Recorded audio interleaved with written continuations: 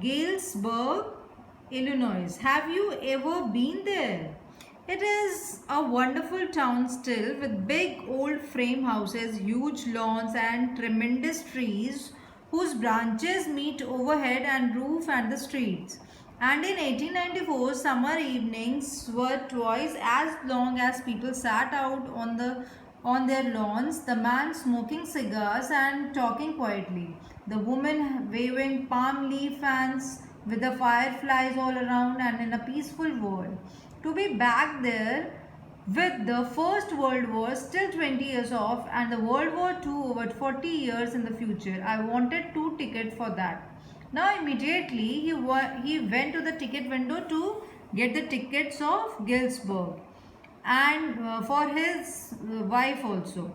It was wonderful town with a lot of greenery, and he was well aware that from here one could buy tickets that would take them anywhere in the United States. So he describes how things were in 1894 before the two world wars took place, and the evenings were twice as long as they are now, and the men and the women living in peaceful.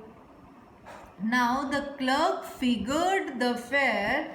He glanced at the fancy hatband, but he figured the fare, and I had enough for two coach tickets one way. But when I counted out the when I counted out the money and looked up, the clerk was staring at me, and he nodded at the bills. That aren't money, mister, he said.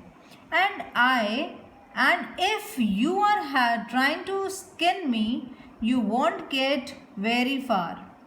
And he glanced at the cash drawer beside him. Of course, the money was old style bills, half again as big as the money was used nowadays, the different looking. I turned all away and got out fast. There's nothing nice about jail even in 1834.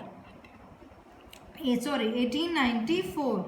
Then, as the clerk calculated the fare, he looked at the Charlie's fancy headband, and Charlie just had enough for one-sided journey. Just as his took out money, the clerk informed that this is not the acceptable legal tender, and by any chance, if he tried to be smart, he won't be able to get away with it. And he glanced at his cash drawer and realized that currency used back then was different and almost double the size. And that was that. I left the same way I came. I suppose next day during lunch hour I drew $300 out of the bank, nearly at all we had, and brought old style currency.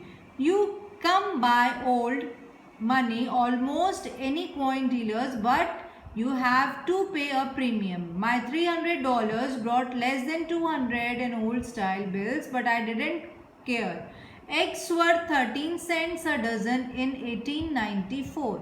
Now the day ended after he came out. The next day he went to withdraw his entire savings and got them converted into the old money by paying some amount of premium. It cost him much and even worried his psychiatrist friend, but he still went with bag. Then eggs cost 13 cents a dozen. But I have never again found the corridor that leads to the third level at Grand Central Station, although I have tried often enough. Louisa was pretty worried when I told her all this, and didn't want me to look for the third level anymore, and after a while I stopped. I went back to my stamps, but now we are both looking every weekend because now we have proof that the third level is still there. My friend Sam disappeared. Now nobody knew where, but I sort of suspected because a city boy, and I used to tell him about Galesburg, and I have went to school there, and he always said he liked the sound of the place, and that is where he is. All right, in 1894. But unfortunately he would never find the way to the third level corridor again despite hard efforts. And his wife Louisa was pretty worried when she got to know about all this. After a while, he went back to find distraction with the help of stamps. Somehow, Sam, the psychiatrist, disappeared out of the blue, and the Charlie suspected that he had gone to Galesburg. He found himself in the time space of 1894 because one night, fussing with my stamp collection, I found I well, do you know what is the first day cover is? When a new stamp is issued, stamp collectors buy some and use them to mail envelopes to themselves on the very first day of sale, and the postmark proves the date. The envelope is called a first day cover and they are never opened. You just put blank paper on in the envelope. Now, fussing means show unnecessary something. Now, one night Charlie came across a first day cover and it is an envelope, and that stamp collectors mail to themselves on the first day of that sale of mark of the date. They are just blank inside and are not meant to be opened. That night, among my oldest day first day covers, I found one that shouldn't have been there. But there it is. It was there because someone had mailed it to my grandfather at his home in Galesburg. That is what the address on the envelope said, and it had been the since July 18, 1894. The postmark showed that, yet I didn't remember it at all. The stamp was a 6-cent dull brown with a picture of President Garfield. Naturally, when the envelope came to granted in the mail, it went right into the collection of state there, and it until I took it out and opened it, the paper inside wasn't blank. It read. That night he found by surprise one of his grandfather's old first day covers. Someone had mailed it to his father at his home at Galesburg, and as he saw from the address on the envelope, the postmark showed that it was been there since July 18.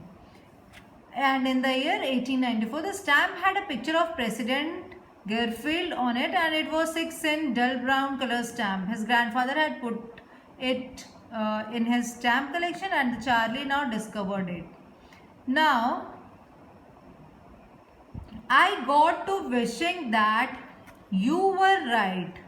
Then I got to believing you were right, and Charlie, it's true. I found the third level.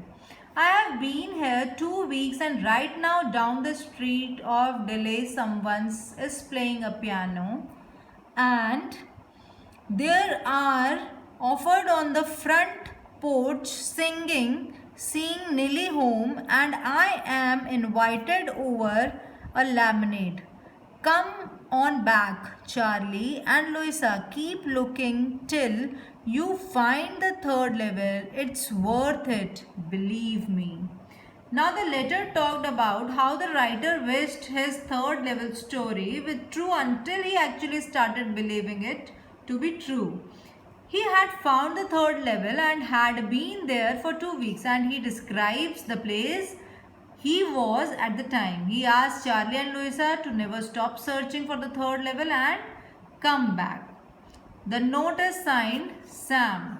At the stamp and coin store I go to, I found out Sam bought $800 worth of old style currency, and that ought to set him up in a nice little hay, feed the grain business. He always said that he really wished he could do, and certainly can't go back to his old business. Not in Galesburg, Illinois in 1894. His old business? Why, Sam was my psychiatrist. The letter had been signed off as Sam. Charlie found out from the coin store that he used to visit that Sam had brought old currency worth $800, which was to be utilized in a hay feed and grain business, and which that he always wished to do. He could not go back to his old business, certainly not to Galesburg. The story ends at a mysterious note where Charlie is wondering that Sam is psychiatrist. Children, this is all about the story. Read the story at least twice. I think this chapter is a little bit mysterious, so read the chapter at least twice and do all the questions which I have given in your assignment. Thank you, children.